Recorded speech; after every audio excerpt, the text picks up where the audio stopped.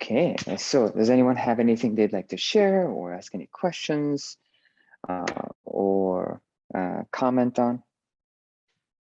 Yes, this is Mr. DeSena. Yes, please. I have a quick question and then a sharing. What is Wei Lu when you move around at the top of your crown? Wei Lu is your tailbone. Oh, So basically you're spiraling up from your tailbone to your tianmen. got it. Perfect. That's all I need to know. Okay. Excellent. Very helpful. And then the sharing. So and this is kind of a question, one of the things that as I've been doing the Dantian breathing that's been happening is at first I notice it feels like my one point is my prostate. Today, it feels like what I notice a lot during the Dantian breathing is all the sort of tension in my pelvic floor, feeling in my prostate, perineum, like the actual sort of physical. Today that happened. And then there was a point where it just kind of shifted and then I felt it higher. And then I didn't feel hardly anything in my pelvic floor. I just felt a sort of calming in that area. And then I could actually feel the Dantian, which was a little higher than that. And then it sort of filled up. And then I actually did have a positive, like a sort of a good feeling, which was one of the first times I felt that, because it often feels like that feeling in the pelvic floor, which is usually like tension and some pain. It just seems to like happen first and dominate. And at first I thought maybe that is my Dantian. Or how much of, so this is one of my questions, like it almost feels like my perineum itself, the physical perineum is like the bottom of the Dantian. I'm sort of feeling all of that. I can't feel where the Dantian ends and the root chakra begins. It all feels kind of like it's all swirling around. And so there's a part of me that's been wanting some clarification for myself around like, is that really my perineum, or is that actually part of the Dantian? Or is it like all mixed up? It's kind of confused. So the question that you're asking is the question of everyone who is journeying on this until actually they get there. It's actually one of the most frustrating parts about cultivation for most people, actually. The lack of clarity is, where is the Dantian? Seriously. And you can see this discussion, like if you look at, you can really see this discussion and the vagueness of this. And if you go to multiple schools, you can see the frustration around this. And it's kind of like, it's very interesting because you also get such conflicting information about it. Like say, for instance, some teachers will say it's a midway between your Mingmen and the front of your, Dantian. The front of your belly, below your belly button, about 3 finger widths. And some people will say 2 finger widths, and some people will say it's actually about 1/3 of the way in from the front. And then some people will say it's right in front of your lumbar. And some people, it's maddening actually. And then some people will say you'll just feel it when you get there. And that's actually even more maddening for fact finders, who want to have at least some certain amount of certainty. And so I want to say that you're not alone. I definitely was one of those people who was just super frustrated and trying to understand. It was kind of like, if someone could just tell me where it is, then I could just focus on it and get it. right? So that's, so I like to say your frustration is shared. I'd like to say I haven't met a cultivator yet who wasn't frustrated. So I almost would say it's a very universal pain. I'm kind of almost curious. I'm kind of almost tempted to ask the rest here where anyone here was not frustrated by the question you're asking. So in lieu of that, I'm going to try and answer that question as best as I can. As you can tell, that question itself is a rather, it's almost like a trick question, even though it's not. And so I'm going to see if I can do my best to do it justice. Okay. So probably the actually most accurate answer is that you will feel it when you find it, is actually the most accurate answer. And it's kind of an interesting thing, and people will say, how would you know? But then, it's the answer, the best answer that I can come. And I'm gonna from here work my way in towards actually a more specific answer, but I'm gonna start here because I think it's actually, unfortunately, the most accurate, even though the most frustrating answer, which is you'll know it when you find it. And it's kind of like the same thing that happens, the process that happens with a baby. And I like starting this because, when you're a parent and or actually if you've ever had to take care of a baby that's just been born and for some time, if I remember correctly, for like the first month or so, like you'll see the baby just struggling to try and poop. Where when they poop, they just tense everything. They get just bead red. And you're kind of like wondering, what is the big deal? Because like it's just pooping. And I mean, you kind of think that you just poop, but my understanding is that when the baby's born, they can't find their anus and they can't distinguish it. It's just kind of like you need to, so the anal muscle is an interesting muscle where the sphincter is actually closed unless you actually squeeze. And so it only relaxes when you squeeze. So it's kind of, it engages in the opposite direction as the other muscles. So for a newborn baby, actually, they don't know where that muscle is. So they literally have to tense everything in its neighborhood and beyond to just try and actually engage that muscle. And then they struggle with it, like for a good period of time. It's not like one day they just tense it like that and the next day they're good. It's actually just they're at it for a long period of time. It's at least a month, if I remember correctly, if not longer. And then they get better and better, and then it gets to a point where you become so familiar with it until you just go and you stop struggling.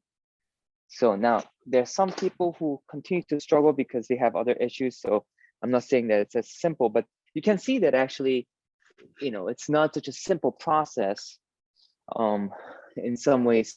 But then just like the anus, once you find it, then you know it. And what most people don't realize is that that doesn't just happen with the anus, actually. As surprising as it sounds, it actually happens with your hand, with your feet. And I remember, it's actually a story that I'd like to share a lot because it really became clear to me just how much we lack awareness, and that this whole thing is a journey of awareness, expanding awareness. I remember when my first daughter, was still a toddler, there was this coffee table that was, right. She'd grown up to a point where, she was now taller. And it's kind of interesting because the bottom of the coffee table was a little higher than the height of her eyes. So when she'd look at it with her eyes, she could clear it. but she didn't know she had a forehead. And I saw this amazing thing happen. She looked at it and she beeline for under the coffee table. And before I could do anything, she hit the coffee table with her forehead, and you could see the surprise in her eyes. And then she kind of looked around, and then you could see that she could clear it. And then she basically beeline for it again, and then hit it, and then actually looked up a little bit, and then started realizing she had a forehead. And then I saw this entire process of her finding a forehead, and then learning how to lower her head and then go under the coffee table. It was actually one of the most amazing things I witnessed that gave me a lot of clarity about about cultivation. And so the same thing actually happens with, actually people don't realize this, but with their hands, the feet, and everything that actually you can even see, you still actually go through it, because the nervous system has to adjust until it actually has enough of a sense of reality, until it can actually do what it needs to in order to be able to handle what's going on. So it's actually an ongoing process. And most of us don't think about it, but so like, let's say for instance, once you have a hand and you can see it, then you think, oh, I have awareness. No, actually awareness is not what people think it is. Awareness is a sense of reality that allows you to navigate through in a way that can allow you to adjust to the environment in a way that you can bring harmony. That was a mouthful. That's actually what awareness is from a cultivation perspective. Awareness is not just the awareness of whether something is there or not. That's just part of it. Awareness is actually the wisdom that comes with that, being aware of knowing what's there or not. And so oftentimes awareness is actually called the great wisdom. There's a reason for that, because unless you have wisdom that comes with, whether you're conscious of something being there or not, you don't actually have real awareness. So awareness actually also connotates a certain knowing of knowing whether you can do something or not. So if, let's say for instance, you come across a task that you haven't done before, and it's actually completely new for your nervous system, then you don't have awareness, strictly speaking. Now, you can have awareness that you don't have awareness in that, and that you need to actually let go and allow yourself to experience it until your nervous system adjusts. And the more you cultivate, that distance between your learning really reduces, because you're present and you don't go into old habits that are not relevant. You can actually let it happen, like the way it's supposed to. And that can almost seem instantaneous, actually. But right, and so it's actually, so if we look at it through this lens, if we don't know that we have a forehead, so that then we have an issue. So you could say that all the cultivation methods are actually ways of engaging the things that are on the inside of us, where we learn how to engage it through breathing, through movement, through yoga, through all these different things, through tapping, where we become aware of the things that are on the inside that we didn't, and then learning how to consciously engage with it like we do with our prehensile and the rest of our body, like anything that, so and the development kind of goes in that manner. And what I mean by that is that first you learn your sensory motor system,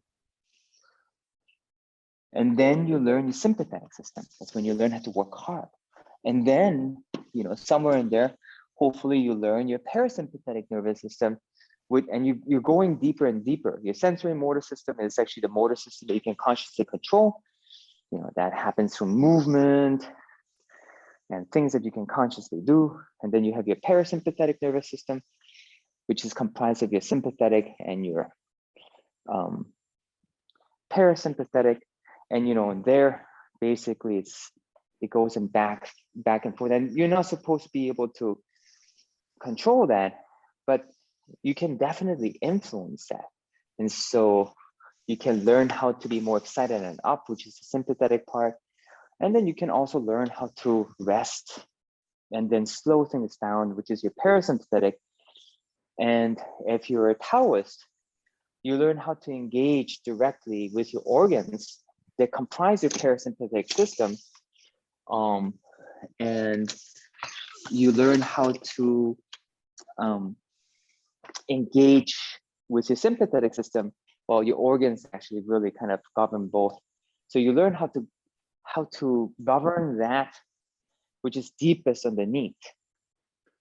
And so if we understand this context that I'm talking about, then you're basically playing with your dantian until you find something very central in that area that actually kind of allows you to access the rest of your body.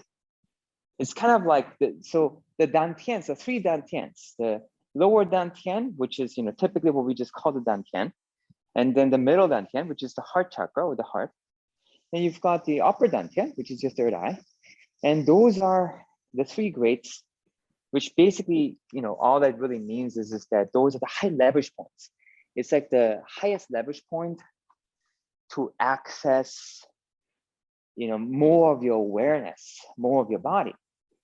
And the dantian, after cultivating, is actually the highest leverage point.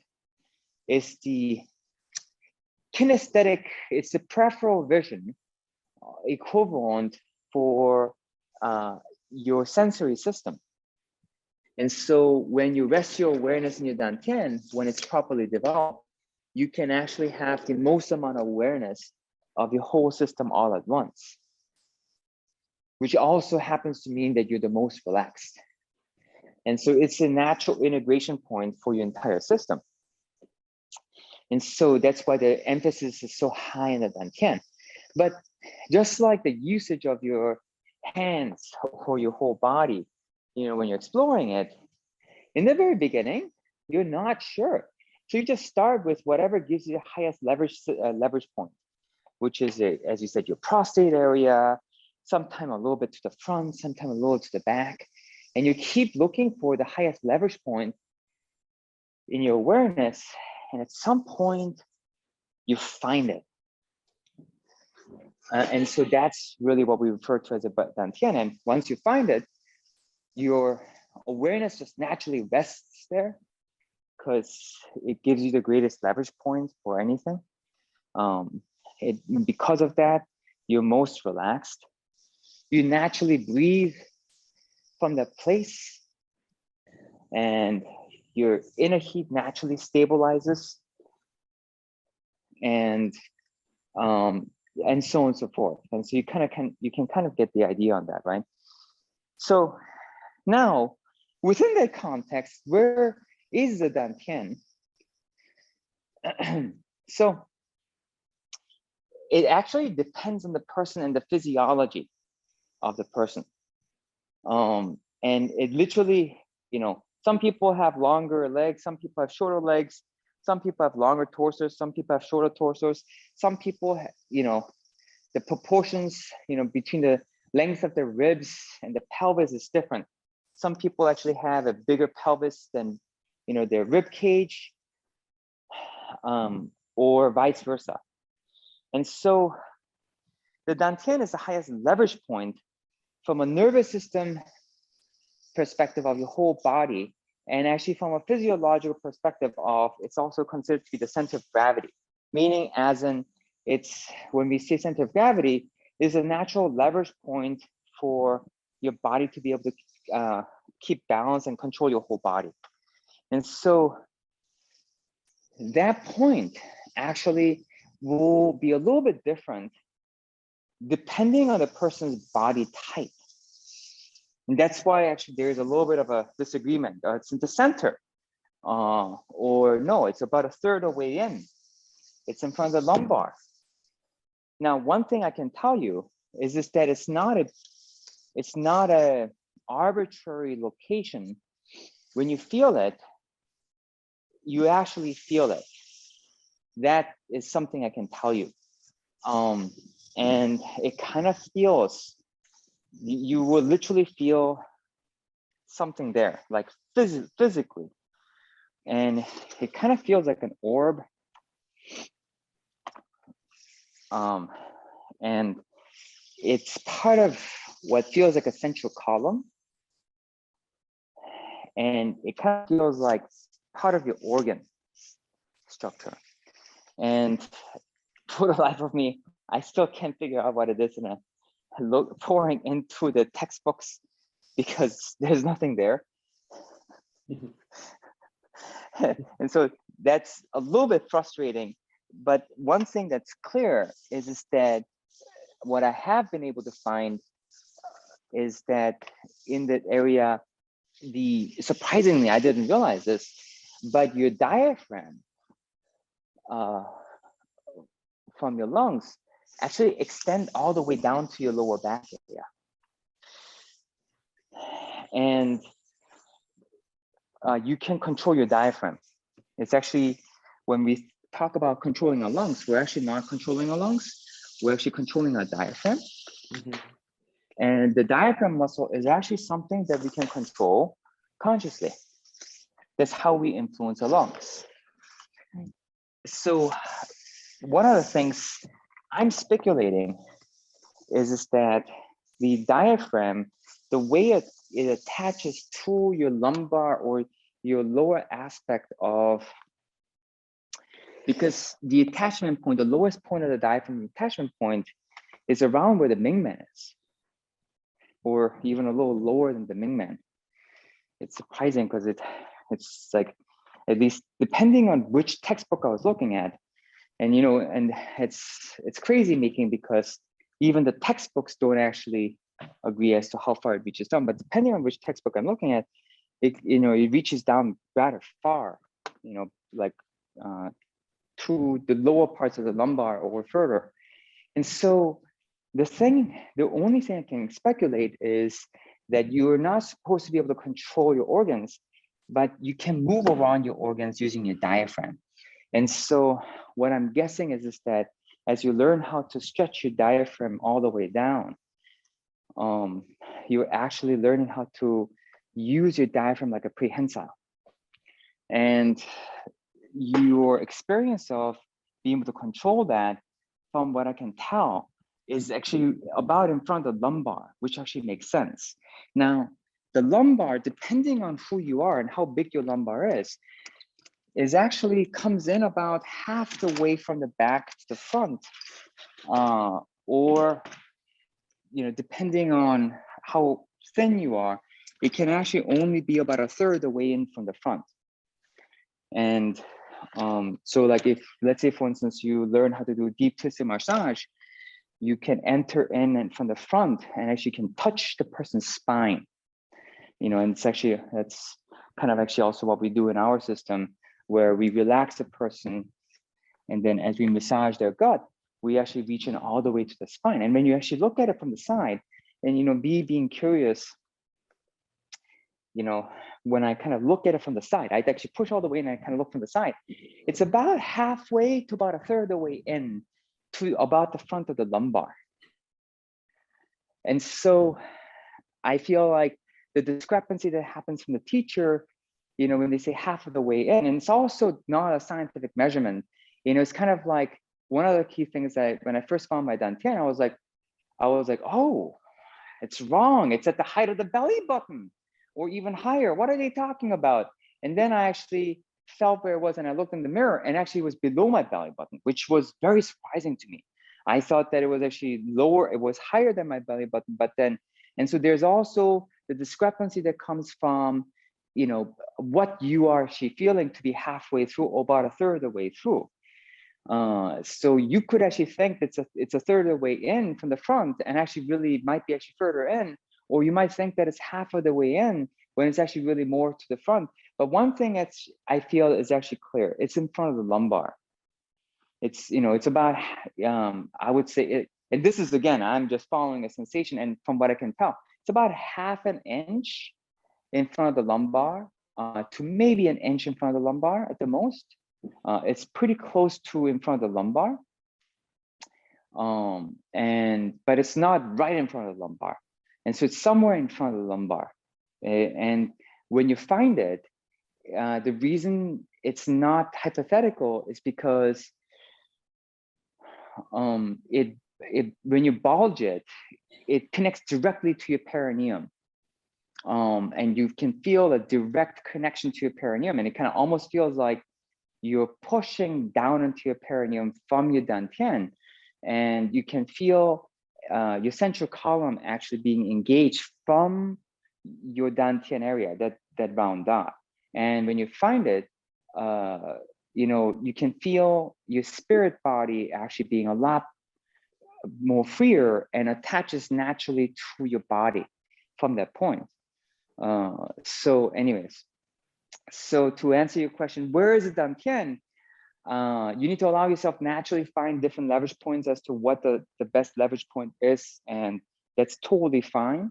But when you find it, you will notice it because it literally actually integrates everything. It's not a very hypothetical thing. That just feels like the center of everything. And then if you actually especially cultivate it, then it will feel like an orb. It will feel like a small orb, the diameter of, I want to say what they call it, a tsun, or if you measure if you bend your thumb at its first joint from your nail, it seems like the diameter is about that width from the end of the nail to that first bend. It's not very big. The orb itself, maybe a little bit bigger than that, but it just feels like under an inch. But if you're a bigger person, I'm smaller, it could be bigger. But it definitely feels more like an orb that has a channel to the top and the bottom. And it's about in front of the lumbar, but I would actually suggest that you keep looking for the highest leverage point of what you can feel and keep playing with it, because as you do that, the awareness grows, like you're playing with a prehensile, or like your body, like I talked about in the story about my daughter finding its forehead. And as you do that, the natural intelligence grows in your internal organs until you find something real. And so that's what I'd like to actually tell you to do in this frustrating subject of the dantian. Wow. Okay. I feel like I could basically chew on that for the rest of my life. It's really helpful. I mean, so much good stuff to come back to. So I'm gonna really work with that. Can I just ask you, what's prehensile when you say prehensile? Oh, prehensile is like the word for basically, like your like your hands are prehensile, like basically dexterous. It's something you can move, something you can control, and typically it's actually used for the hands. So it's like they use it like a prehensile, like basically use it like a hand. Yeah. And so that's my understanding of it. So great. Yeah, so that's so helpful. Yeah, good, and I can feel the bulging. And I've just been sort of it feels like it's almost like there's a balloon, and the actual perineum is the outside of the balloon. It feels that way to me, like when I breathe in, it sort of like blows up like a balloon, and then I feel like the perineum itself sort of expand, and then that feels like the bottom of the dantian, and then that below that is the actual perineum. That's yeah. It sounds like you're pretty close there, so that's good. Yeah. It's helpful though to when you say the lumbar, do you mean because when I think of the lumbar, I think of it as a region as opposed to like a point? Oh, the actual point is supposed to be, so when I say lumbar, I should be more specific. I'm saying in front of the Mingmen.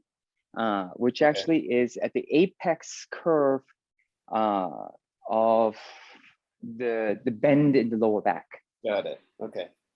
So most people say it's between the third and the fourth lumbar, but I have also heard the argument that it's actually, in front of the second lumbar, and there's just so much argument as to, where it is. And but it seems like when I look at the older texts, a lot of them agree that it's actually at the curvature, at the apex of the curvature of your lower back, which is, of your lumbar, wherever that is. And my guess is that because, that's a natural attachment point of your diaphragm that comes down. That's my guess. And so, and to me that makes sense. If you're given the body and that's the center of your gravity, and you have to move from there. And so, if you look at a lot of Tai Chi texts, it actually says that you need to initiate the movement from the lumbar. So that's so helpful. Thank you so much for that comprehensive answer. Oh, you're most welcome. So that was a fun discussion on the Dantian. Yeah. So, yes, thank you. Welcome. Okay, now I'm done cleaning, so I will have to actually close today's Q&A here. And so I'm going to say, have fun training with the Dantian and finding where that is. And say, so the Sana said that it seems like it will be a lifelong journey. And I'd like to say, actually, it is. It is. It is a lifelong journey because, even after you find it, how you can use it is infinite, and what it can do is infinite. It's kind of like with your hands. There's so many things you can do with your hands. It's like, and I feel like most people actually only scratch the surface of what is possible with your hands. But once you start cultivating it, it's an endless journey of cultivation. And so anyways, have fun cultivating that, and look forward to talking to you all next.